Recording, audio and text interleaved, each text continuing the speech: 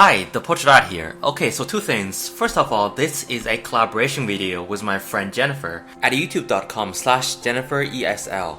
ESL, of course, stands for English as a Second Language, and her channel is one of the best ESL educational channel on YouTube.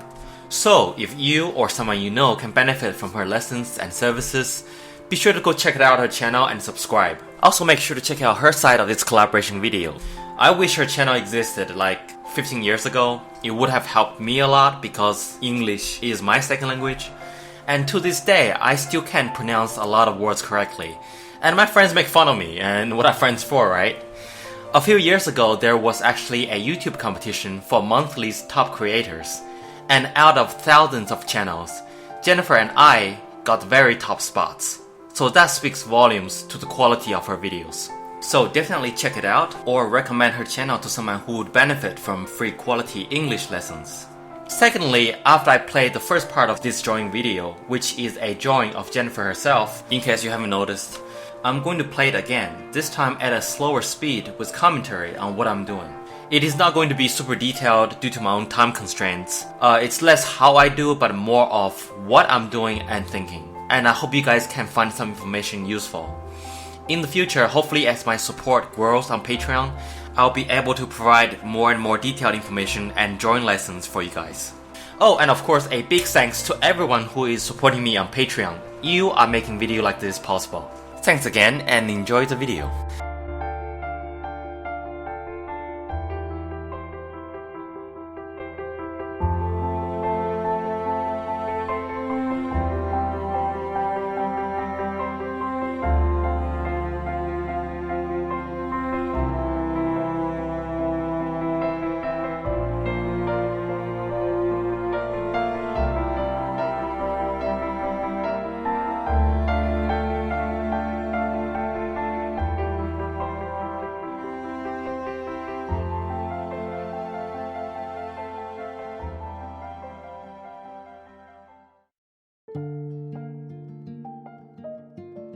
Okay, so I'm going to play the video again now and talk about what I'm doing and whatever is on my mind in a much more casual manner.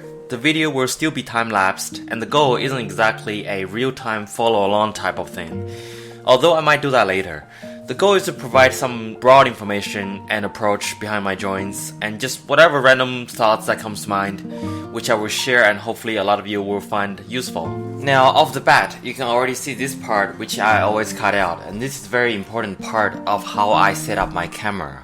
It is a paper with grid that I made, and I'm sure this is obvious to many, which is to ensure that the camera is pointing as perfectly perpendicular towards the paper as possible, so that what I'm seeing on paper as I'm drawing would appear correctly on the screen, with the proper ratio, angles, and all that.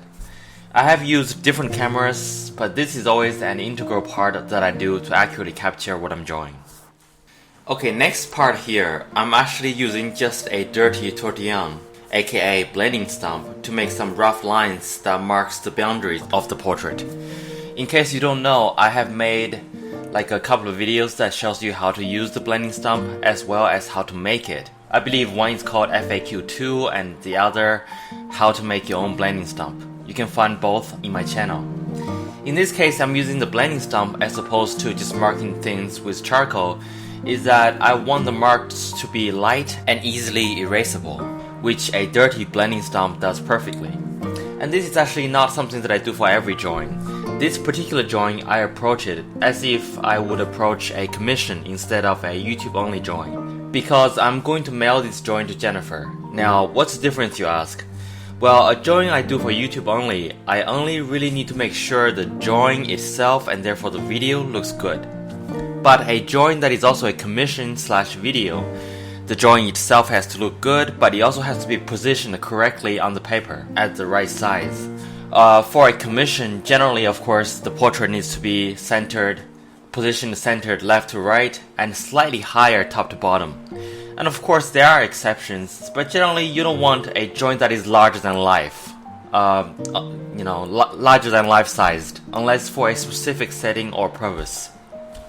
This is, of course, a very rough rule of thumb. The goal is that you want the portrait to be captive, beautiful, classy, but not overwhelming. So life-sized or smaller are the most common-sized portraits that I do. And now with the rough boundaries established, and I check it to make sure everything looks okay on the camera as well as positioned correctly on the paper, I start to put in guidelines with sharper charcoal pencil. Now I can make a 2-hour videos on this part alone, but I'll try to squeeze in some information now. It's like 2 AM here in the morning. Okay. See where I put the horizontal lines that divide the faces into 3 parts? Well, for most faces, this can be a good starting guideline because the very top of the forehead to the eyebrow, which is the middle top line, to the bottom of the nose, the middle bottom line, to the bottom of the chin. This divides roughly into equal-lengthed parts. And for different faces, this proportion differs slightly, so putting those lines down correctly and accurately is a common way to start a portrait. And from here, I can put down more detailed key points to make sure the proportions are correct. And those points are generally corners of the eye, corners of the nose, bottom of the nose, corner of the lips. Once I'm pretty confident about the the position of those, I can then go further into drawing details. And as you can see, I started with the eye. I always like to start at least with one eye because that allows me to see and kind of feel if I'm on the right track. And often I would at least start by outlining both eyes first because that would immediately allow me to see if a mistake has been made. In which case, I would reposition things and make adjustments before it's too late, Sometimes people ask me why I always seem to draw the eyes first. Well, the answer is, if those are not correct, there's no point in drawing anything else. There's no point in devoting time to draw the rest. Now, after the outline of all the major elements on the face are done, I put down some very rough tones. An important part to point out for this particular drawing is that since the lighting on the face is pretty flat, as in it's probably daylight or the light source is very scattered, the range of variation of tone on the face is not a lot. It doesn't vary much. There's not super dark shades on the face. The contrast is low, which actually makes it more difficult since you actually have to make sure the tone values to be very accurate for the face to look realistic. So I spent quite a bit of time just playing and smudging and erasing and adjusting the tone values on various areas on the face and neck. And this usually is the most time-consuming part of the drawing. But visually, it causes the least difference. And that's why I tend to time-lapse and compress this part more. Because it's boring to see my hand keep moving on the face, but nothing, is happening or seemingly changing. So I make this process faster in most of my videos. Which explains the feedback some people have when they say, at some point my video suddenly went from looking like a drawing to something more vivid and realistic, and they can't pinpoint where and how it happened. Well, it's the result of hours of tweaking compressed to 20 seconds. Okay, now let's talk about the hair a little bit. The hair on this drawing is relatively simple and straightforward. The structure and highlights are not complicated. As you can see how I left bottom left of the hair blank until the last part. And I generally approach joints and a lot of my other joints, from top left to the bottom right.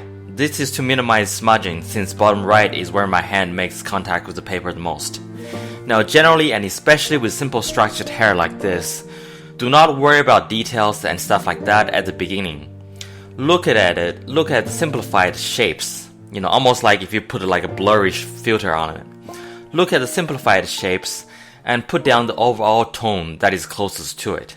Once that's done, you can use a white pencil or the sharp edge of a block of rubber eraser to basically draw in the highlights. The angle of the groups of lines of highlights you put down should be accurate, since they are what creates the overall shape and defines how the hair flows. For the clothing and lace she's wearing, which is the ornament around her neck, I did a mid-tone foundation first, then erased the parts that should be lighter and darkened the parts that should be darker. This is an method and approach you can use for a lot of things you draw. I'm not too concerned about making the closing too realistic. They are not the focal point of the drawing for me. It's a personal preference. So yeah, that's generally how I approached this drawing. In the end, I put in some final touches, such as a few strands of hair here and there, tweaking the eyelashes and tones. But I hope you guys have an idea of the process involved.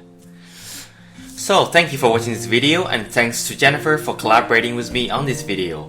And most of all, thank you to my patrons that supports my channel on Patreon. If you like to be a patron of the arts and help me make more videos and better videos while earning special rewards, go to patreon.com/theportraitart. All the relevant links and information are in the description, including what music I'm using, which I think someone out there is asking about it already. I hope I'll be able to make more videos like this, but better ones in the future with your help. I'm also planning on making some more free portraits for my patrons and subscribers soon, so watch out for that. And until next time, cheers!